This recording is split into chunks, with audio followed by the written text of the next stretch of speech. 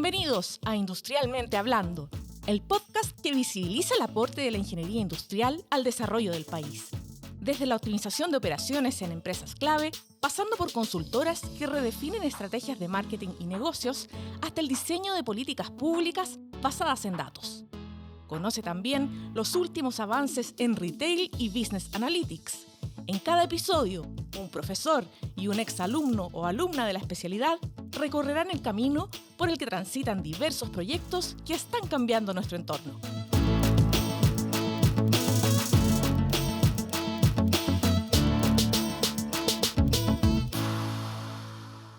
Hola a todas y a todos, bienvenidos a Industrialmente Hablando, un podcast de conversación donde hablamos de ingeniería industrial, sus distintas especialidades, tendencias de futuro y actualidad. Hoy tenemos tal vez uno de los temas que más me entretienen, un tema que conecta la ingeniería con el servicio público. Hoy vamos a hablar de políticas públicas. Antes de presentar a nuestros invitados, quiero agradecer a A2IC y su área de producción audiovisual que nos apoya para realizar este podcast, también al Departamento de Ingeniería Civil Industrial de la Facultad de Ciencias Físicas y Matemáticas de la Universidad de Chile y al Centro de Estudiantes de Ingeniería Industrial. Hoy me acompaña María Pía Martín, quien es directora del Magíster de Políticas Públicas del Departamento de Ingeniería Industrial de la Universidad de Chile, doctora en Políticas Públicas. Ha trabajado como asesora de políticas públicas para los expresidentes Ricardo Lagos y Michelle Bachelet, además de colaborar con organismos internacionales como el Banco Mundial, el Banco Interamericano de Desarrollo, UNICEF y OIT. Actualmente es editora de la revista Estudios de Políticas Públicas y miembro del directorio del Centro de Sistemas Públicos y además de la Fundación Nacional de Superación de la Pobreza. Su investigación se enfoca en el análisis de políticas públicas y sistemas de protección social. También está con nosotros Felipe Melo, ex estudiante del departamento, director nacional del Servicio Civil. Ha desempeñado roles claves como Seremi de Educación durante el segundo gobierno de la presidenta Michelle Bachelet, además de haber sido director del programa PASE y del programa Servicio País, además de haber tenido un activo paso por la política universitaria. ¿Cómo están? Bienvenidas, bienvenidos. Hola, bienvenido. Gracias. Tal vez para partir dando un marco conceptual a quienes escuchan este podcast, ¿qué relación tienen las políticas públicas con la ingeniería civil industrial? ¿En qué espacio convergen? ¿Quién quiere partir? La profesora, por favor. Sí. Bueno, yo creo que hay herramientas que entrega la carrera Ingeniería Industrial que son súper útiles para el mundo de las políticas públicas, tanto para el diseño, la implementación, así como la evaluación de políticas públicas. Estas herramientas tienen que ver con el conocimiento en términos de algo que hoy día es súper necesario, que es el trabajo con evidencia, con ciencia de datos, también la capacidad que tienen los y las ingenieras industriales de poder gestionar sistemas complejos. Creo que en la carrera se les enseña no solo la gestión de recursos humanos y financieros, sino que se les enseña también a analizar sistemas complejos, a poder optimizar procesos, a generar también innovaciones, mejoras en la eficiencia. Creo que esas herramientas son súper necesarias en el sector público y también para el diseño de políticas públicas, pensar en lógicas más de planificación estratégica, de visión, de entendimiento, de análisis crítico de los sistemas. Creo que ciertas herramientas que se ocupan en el sector público son también herramientas que se ocupan en el sector privado, y ahí hay una imbricación que puede ser muy útil para mejorar no solo la eficiencia y eficacia de las políticas públicas y del sector público, sino que además para generar mejoras, ¿no es cierto?, en términos de reducir desigualdades. Perfecto, perfecto. Sí, a mí me gustaría agregar un par de ideas, ¿no? Y bueno, primero que todo agradecer la invitación, ¿no? Interesante volver aquí a la facultad. Hace muchos años que no entraba a esta ala, ¿no? Más encima del edificio escuela, así que muy grato aquí también reencontrarse con algunos personajes también de la historia, ¿no? de la carrera. Pero entrando de lleno en la pregunta, yo creo, sumándole esto a la respuesta de la profesora, que hay algo, o sea, cuando uno entiende las políticas públicas como algo más amplio que solo la política pública, hablemos de gestión pública en general, yo creo que los ingenieros civiles industriales estamos preparados para la gestión, ¿no? Básicamente optimizar procesos sin definición a priori de qué insumos, qué procesos y qué resultados son los que se están definiendo, ¿no? Y en ese sentido, lo mismo que se puede aplicar al sector privado, también se puede aplicar al sector público.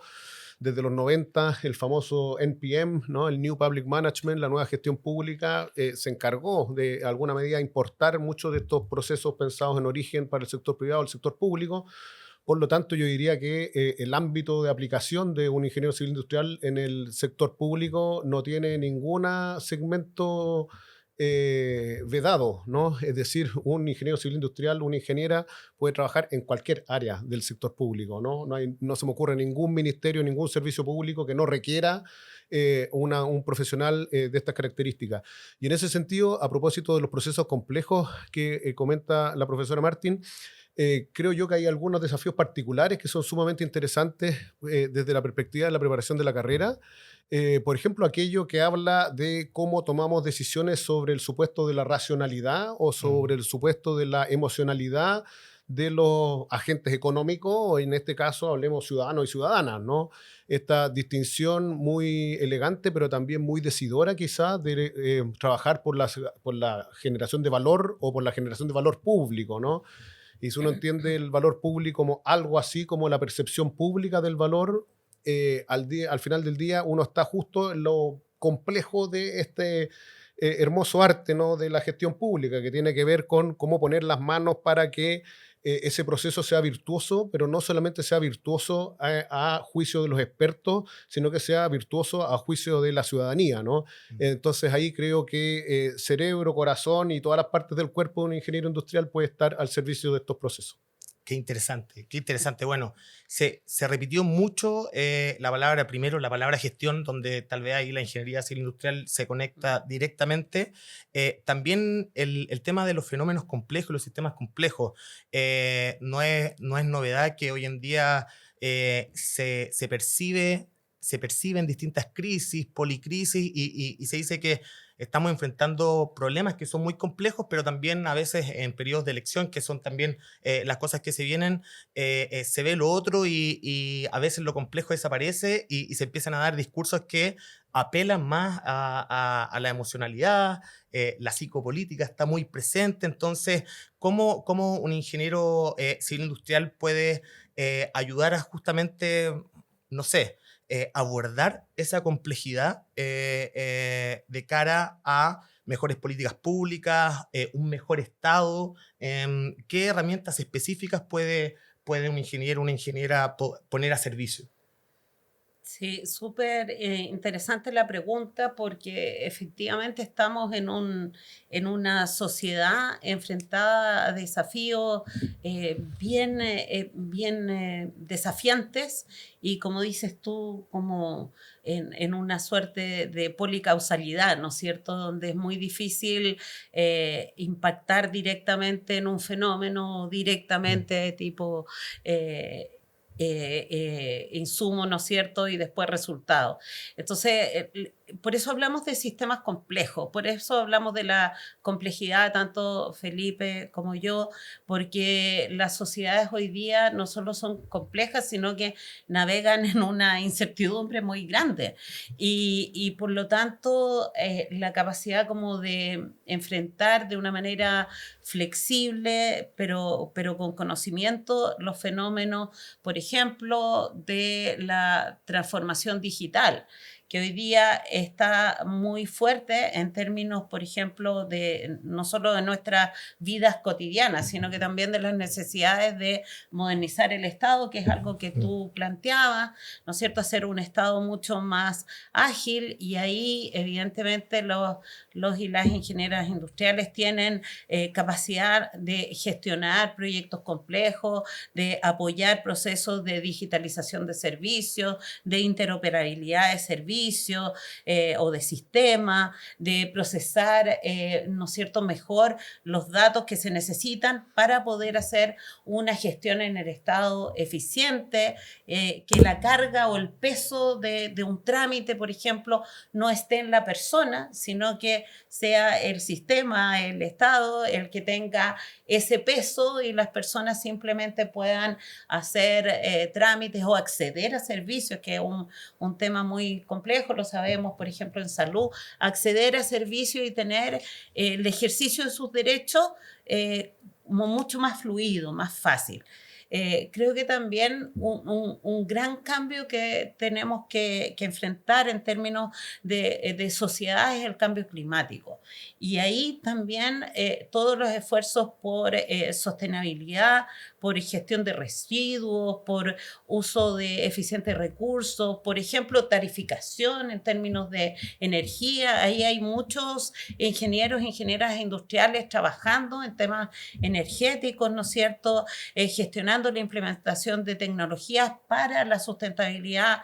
Entonces creo que ahí hay un espacio también muy interesante de trabajo y de preparación desde la ingeniería industrial con aportes hacia la sociedad. Y luego a mí hay un tercer punto que me parece súper relevante en sociedades como la chilena. Acabamos de pasar un 18 de octubre, ¿no es cierto? Han pasado varios años después de eso, pero problemáticas como la cohesión social, la desigualdad, las amplias brechas que existen, ¿no es cierto?, entre distintos grupos de la población en acceso a servicios. Mencionaba recién salud, por ejemplo, las listas de espera de pacientes oncológicos es algo que todavía está presente y es como un signo terrible de desigualdad, ¿no es cierto? Y ahí hay muchos ingenieros, ingenieras trabajando, ¿no es cierto? Hubo desde ingeniería industrial mucho aporte en proyectos específicos respecto de salud en la pandemia, también lo ha sido ahora respecto de, por ejemplo, gestionar mejor las listas de espera, gestionar mejor las filas, ¿no es cierto?, que se hacen en el acceso a los servicios, el SAE en educación, ¿no es cierto?, es un aporte que se hizo desde ingeniería industrial. Entonces creo que también hay una contribución más allá de lo técnico, creo, rescatando un poco lo que señalaba Felipe, una contribución desde la ingeniería industrial en esta universidad en particular, que es la Universidad de Chile, desde la excelencia, pero también con vocación pública de hacer un mejor país, un mejor Estado, y eso creo que es un tremendo desafío que tienen ingenieros e ingenieras industriales en el ámbito de lo público, que no es solo el Estado, también son las organizaciones, la sociedad civil y también desde el espacio privado hacia las comunidades. Claro. Felipe, además de esas herramientas específicas, yo venía conversando con la gente del centro de estudiantes y me preguntaban quiénes eran los invitados de hoy, porque no todos lo sabían, había una que estaba coordinando, entonces yo ahí comenté, Felipe Melo, director del Servicio Civil, y les pregunté si sabían qué hacía el Servicio Civil y no sabían mucho, y yo debo reconocer que me vine a enterar bien ya cuando salí al mundo profesional y me tuve que vincular un poco con esto. Entonces también si nos puede hablar un poco de la práctica, un poco cuál es tu quehacer. Ok, sin problema. Agradezco la pregunta porque hay mucha siempre confusión al respecto. La inmensa mayoría de las personas piensan, cuando alguno le dice servicio civil, piensan, sácame el carnet, el pasaporte, claro. Porque la confusión evidente es con el registro civil, sí. ¿No? El registro, y más encima el nombre oficial del registro civil es Servicio de Registro Civil e Identificación, y por lo tanto también son servicios. Pero no, la verdad es que el servicio civil es bien diferente. El servicio civil, para decirlo muy en simple, es básicamente algo así como la Oficina de Gestión de Personas del Estado, ¿no? Entonces nosotros administramos la puerta de entrada al empleo público, ¿no? El servicio civil administra 4 portales de empleo, prácticas para Chile, directores para Chile, que son para dirigir la educación pública. Empleos Públicos, que es el portal más grandote, con casi 25.000 ofertas anuales laborales, ¿no? Y el portal quizás más conocido, el de Alta Dirección Pública, pero tampoco es el más grande, ¿no? Es quizás el más importante porque provee de directivos y directivas públicos, pero sin duda el de Empleos Públicos es el que quizás también en un contexto universitario de gente próxima a graduarse o recién graduado, la invitación ahí concreta es al portal de empleos públicos, porque hay muchísimos, y que no se olviden que 2/3 de los puestos de trabajo en el Estado hoy día son asignados meritocráticamente a través de concursos públicos. Así que a quienes piensan que en el Estado está todo arreglado, no es verdad.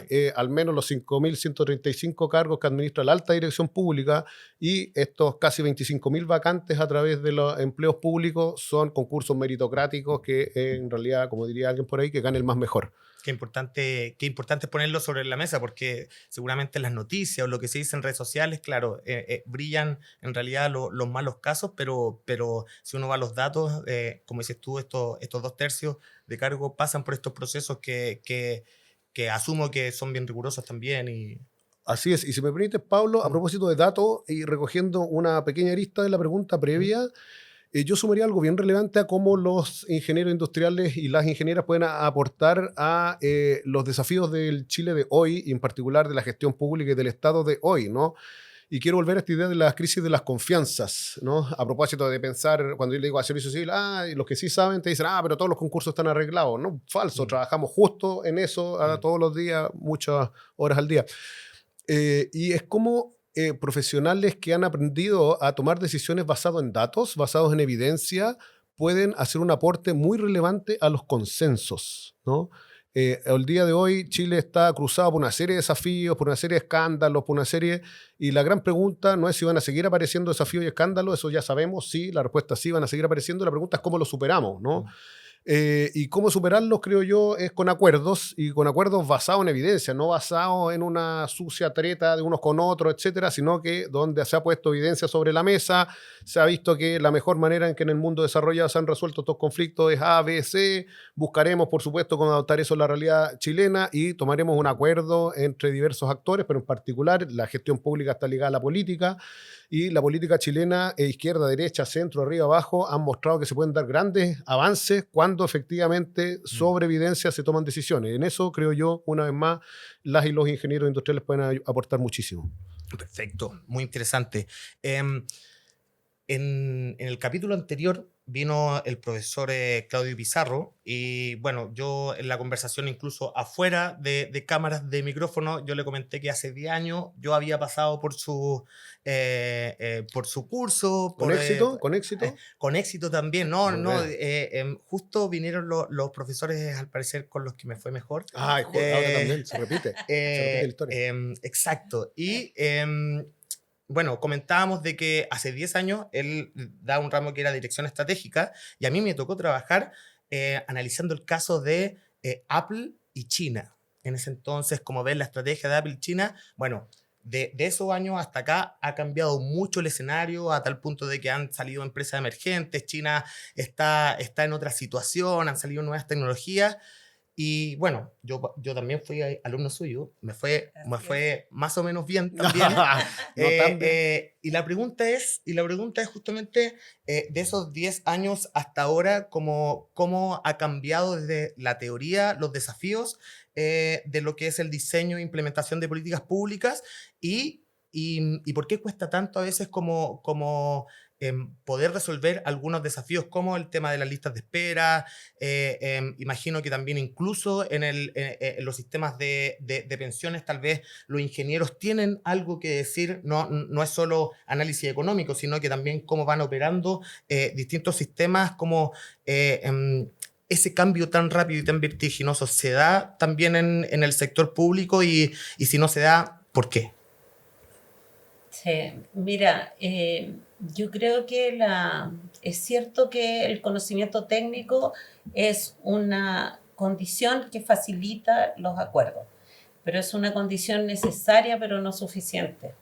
porque para llegar a acuerdos, incluso puede haber acuerdo técnico, pero si no hay acuerdo político, si no hay legitimidad en torno a las decisiones que se toman, entonces ese acuerdo llega a foja cero.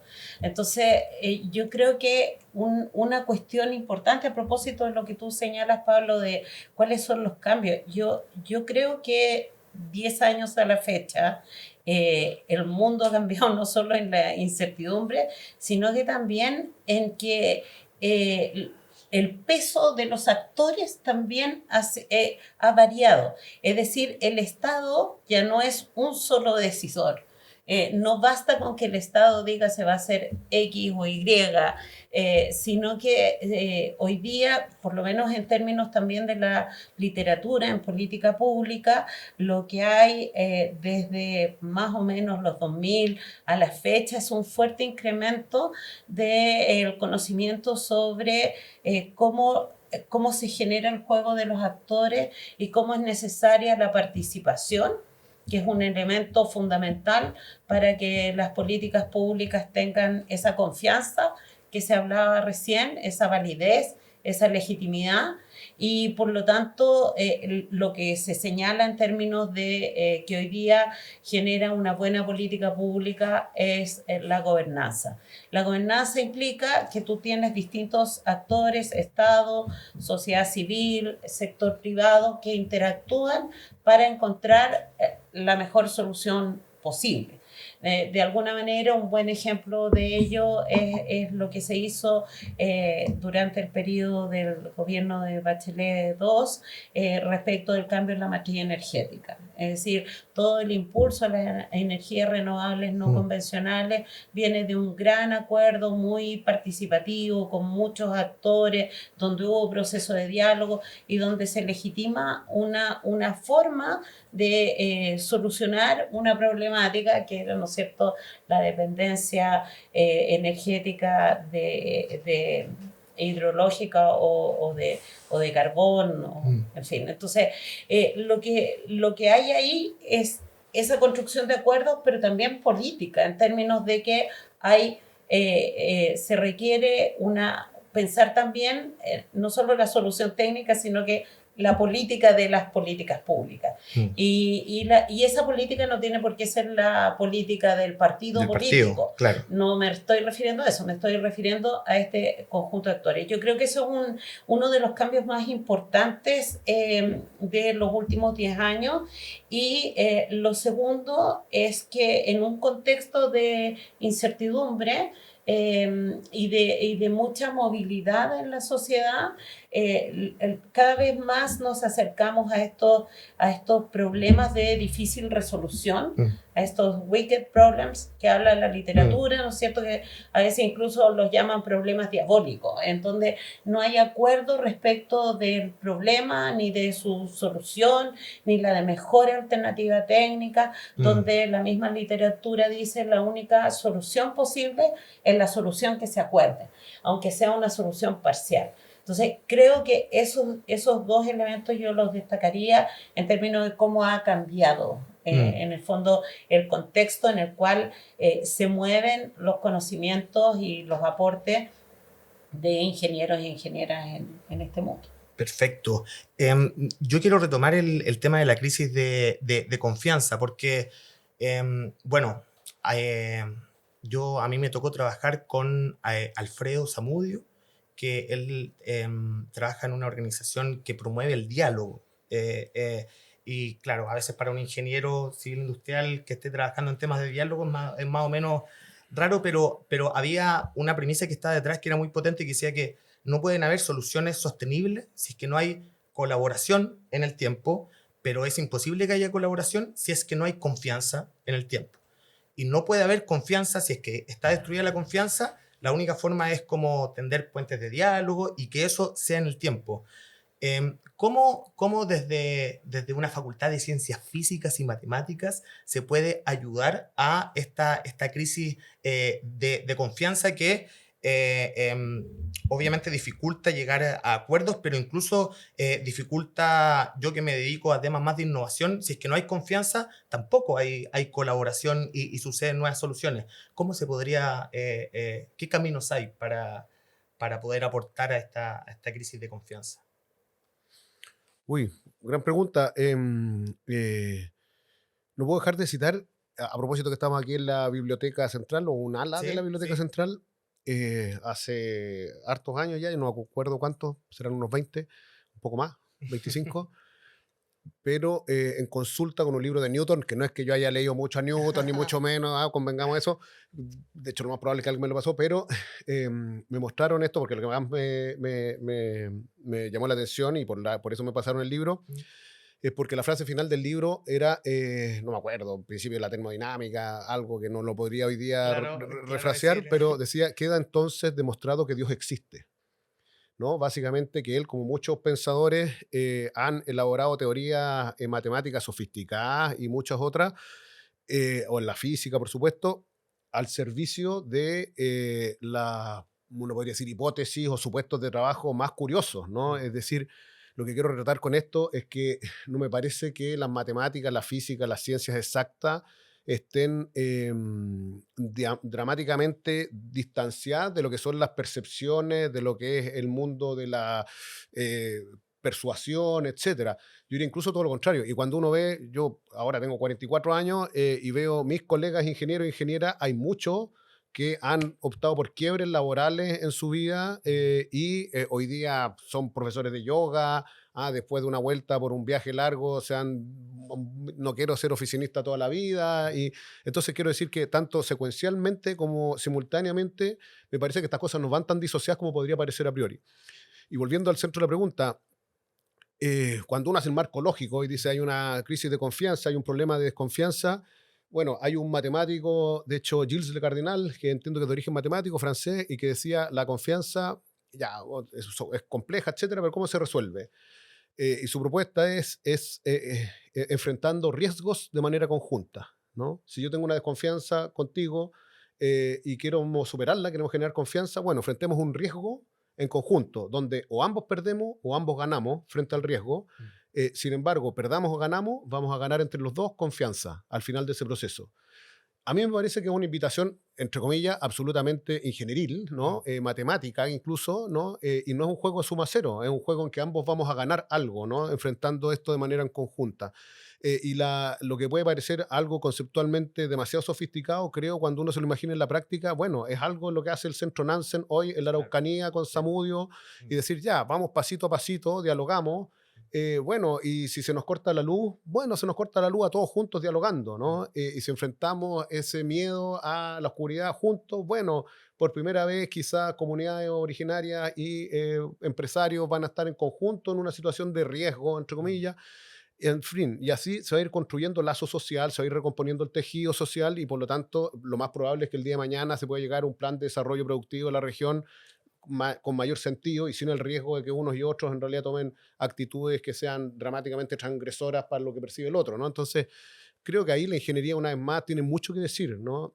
Un buen ingeniero no es aquel que puede recitar o aquel que, como se decía por acá en la fotocopiadora Flash y otras tantas, el que suelta la mano, ¿no? Porque sabe hacer cosas automáticas. Al ingeniero que piensa así ya fue reemplazado por inteligencia artificial, por un computador, por lo que sea.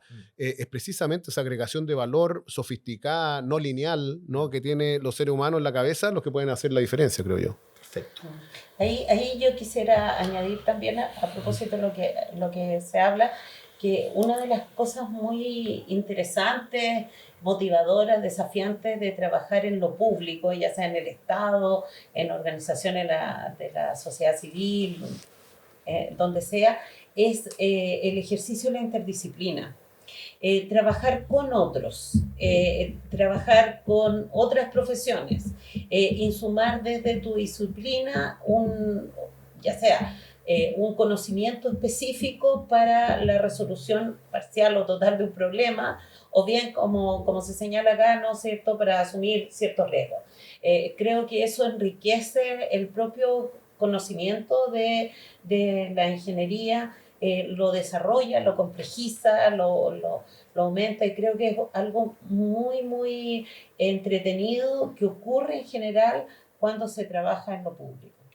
Perfecto. De hecho, justamente les quería plantear ya una, tal vez de las últimas preguntas de esta conversación, que va por esa línea. ¿Cuáles son las cosas atractivas que tiene el trabajar en políticas públicas, en el servicio público? Justamente está el tema de trabajar con disciplinas distintas, y eso, la interdisciplina en un proyecto es muy necesaria, y además nos entrega a nosotros, ingenieros e ingenieras, más conocimiento para avanzar en transdisciplina también, que es agregarle enfoques para poder mirar qué otras cosas atractivas tiene el trabajar en este sector. Sí, mira, yo creo que la escala es un gran atractivo, la escala y el impacto. La escala porque cuando trabajas desde el Estado, por ejemplo, la cantidad de personas a las que puedes llegar con una innovación, con un cambio, con una manera distinta de hacer algo, hablábamos, no sé, de la lista de espera o la distribución de medicamentos, y puedes impactar al conjunto de la sociedad o a una gran masa de la sociedad. Y creo que eso solo lo tiene el Estado. O sea, no vas a poder hacer lo mismo desde una ONG o desde el sector privado. Creo que eso es muy, muy atractivo, y lo otro que sí aplica para todos los ámbitos es el impacto, es decir, la posibilidad de cambiar, ya sea en cosas pequeñas o en cosas grandes, desde facilitarle el trámite a una persona, no sé, el bolsillo electrónico, que es una iniciativa, ¿no es cierto? Ya la gente no tiene que ir a buscar su subsidio, sino que le llega directamente a su tarjeta bancaria, ¿no es cierto?, en el Banco Estado. En fin, son innovaciones que implican un tremendo cambio. Imagínate una persona que vive en zona rural, lo que le implicaba hacer el viaje, y ahora tiene eso a disposición. Entonces, creo que cambios, sobre todo en ese plano, que impactan en la vida de las personas. Por ejemplo, gestionar proyectos importantes en términos productivos, por ejemplo, que permitan, no sé, el uso de semillas o el patentamiento de semillas, que permitan, no sé, el desarrollo de una zona rural alejada o empobrecida. Creo que eso se hace a nivel de ONGs también, incluso a veces en colaboración con el sector privado. Entonces, creo que el impacto, lo que tú puedes generar de cambio en otros, es potentísimo. O sea, gente que, por ejemplo, no tiene cómo llegar a su lugar, a su colegio, ¿no es cierto? Claro. Y hace un sistema de transporte o colaboras con otro para un sistema de transporte o un puente o lo que sea. Creo que esos dos elementos son súper motivadores. Creo que también hay una cuestión que en lo público es muy importante, como tú siempre vas acompañando o buscando solucionar problemas sociales o problemas de la sociedad, siempre estás haciendo gestión del cambio. Aunque las instituciones sean complejas, pesadas, siempre estás buscando, las políticas públicas tienen como definición el cambio. Exacto. Entonces, ¿cambiar para qué? Para solucionar un problema público que afecta a las personas y que deciden de manera democrática que ese es un problema que hay que abordar. Entonces, creo que esos elementos son súper importantes a considerar. Impacto, escala, gestión del cambio. Felipe, algo que sumar a lo atractivo, o tal vez una anti-recomendación, tal vez... Huyan. No. Ahí empieza. Claro, no. Bueno, váyanse al sector privado porque así los que vamos a quedar en el sector público, vamos a hacer menos y nos van a pagar mejor. No, claro, vamos a ser unos profesionales más escasos y en ese sentido, entonces, oferta-demanda, el equilibrio más alto todo lo contrario. Yo, mira, no me quiero poner romántico en esto, pero no lo puedo evitar. Yo creo que los que trabajamos en el sector público somos más felices. somos más felices porque tenemos menos diferencias de nuestra labor cotidiana con nuestra vida doméstica, ¿no? Voy a poner un ejemplo. Si yo trabajo en, ¿puedo decir Falabella o no? ¿No se pueden decir empresa? Acá, en una de esas después nos quiere auspiciar. Claro, no, disculpen. No, bueno, en una empresa importante del retail que no le ha ido muy bien. De retail. Uy, tuvieron al profesor Claudio Pizarro que tenía el Cerret. No sé si ya no. Pero una empresa X. Perdón, perdón, no quise decir esa empresa que es muy noble. Noble. Como otras tantas, ¿no? Son todas muy importantes. No, lo que quiero decir es que alguien que trabaja, por ejemplo, vendiendo créditos, ¿no? Uno podría STP, segmentar el mercado, tarjetear a aquel que yo quiero y posicionarme como el crédito más barato. Y la idea es, me fue tan bien que le vendí créditos, pero hasta quien tenía cero capacidad de pago, seguro se va a ir a morosidad, seguro se va a ir al factoring, esa pyme hermosa la voy a secar porque me pega vender créditos, no preocuparme el sector público. Si yo hago eso, no voy a estar haciendo bien no quiero decir que cuando uno vuelvo a la casa en la noche o en la tarde, no sé, esa satisfacción, ¿no? Algunos dicen como esta idea como del warm glow, ¿no? Esta aura tibia que uno siente de estar haciendo lo correcto.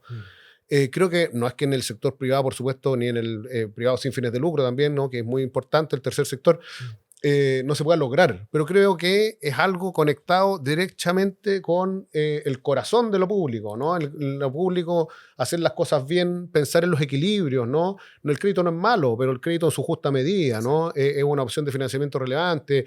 Si yo pienso en el conservacionismo o el desarrollo industrial o desarrollo económico, ninguno de los dos es bueno ni malo per se, tiene que haber un equilibrio, porque si me como todo el medio ambiente o si el medio ambiente no me permite que la gente tiene algo para comer, etcétera. Entonces, creo que en lo público esos equilibrios humanos están inherentemente, y en ese sentido, con esto termino la idea, el sector público, pienso yo, es más complejo, ¿no? Porque uno en sí tiene que, en su génesis, tiene que incorporar una serie de variables que no necesariamente en el sector privado lo tenemos. Creo que, por así decirlo, que el sector privado es una simplificación. Si lo pensamos como un polinomio de muchas variables, cosa que el sector público le recortemos varias de esas variables y nos queda entonces el sector privado, ¿no? Discúlpenme los que trabajan en el sector privado, pero mi humilde forma de pensar. Perfecto. Se nos ha pasado más o menos el tiempo muy, muy rápido, así que nada, tal vez entregar un último mensaje a quienes están escuchando este podcast, algún mensaje inspirador, o alguna invitación que quieran realizar. Yo desde ya les quiero agradecer por esta conversa. Espero que nos podamos encontrar ahí en otro espacio afuera, así que les dejo la palabra para hacer una última reflexión. Súper, muchas gracias por la invitación. Y yo también he trabajado en el sector público, particularmente en el Estado. Quiero decirles que ha sido de los trabajos más bonitos que he tenido. Muchas iniciativas que salieron de los dos presidentes con los que tuve la fortuna de trabajar, las veo hasta el día de hoy. Y el impacto en las personas, en la vida de las personas es algo muy noble. Creo que cuando trabajamos en el sector público o en lo público, resguardamos algo que es súper valioso para la sociedad, que es lo común, es lo que es de todos. El Estado es el gran regulador de que la empresa privada, con los fines que deba tener, ¿no es cierto?, tenga regulaciones para que no se traspase los límites del medio ambiente o que no haya un lucro excesivo que traspase, ¿no es cierto?, la calidad educativa, en fin. Creo que son cuestiones que son bien valorables.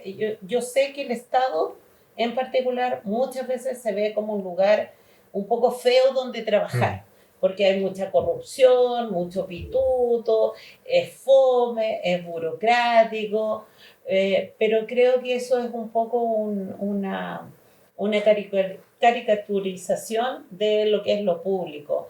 El sector público es entretenido, desafiante y donde se pueden hacer muchas cosas. Y el sector de las ONG, o en fin, ese mundo es un mundo precioso. Yo soy parte de la Fundación de Superación de la Pobreza y ahí el Servicio País, donde también estuvo Felipe, hace una labor impresionante donde la satisfacción personal que se obtiene y por ver ese logro colectivo es muy potente. Así que los invito y las invito a repensar si es que tienen esa estigmatización de lo público y mirarlo como realmente es un tremendo espacio de desarrollo personal y colectivo.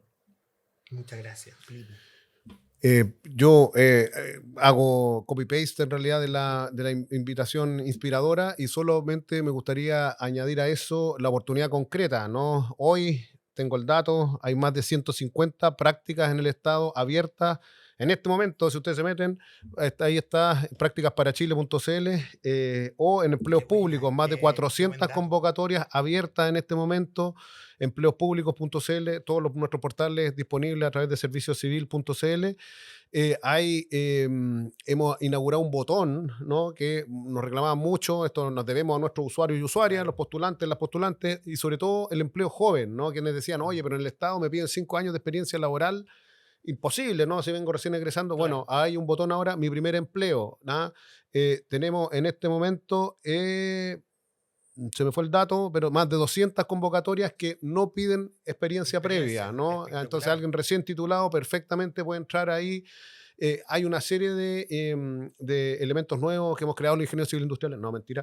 Lo hemos creado un equipo grande de gente interdisciplinario, pero que están focalizadas al final del día en estrujar el talento chileno al máximo, ¿no?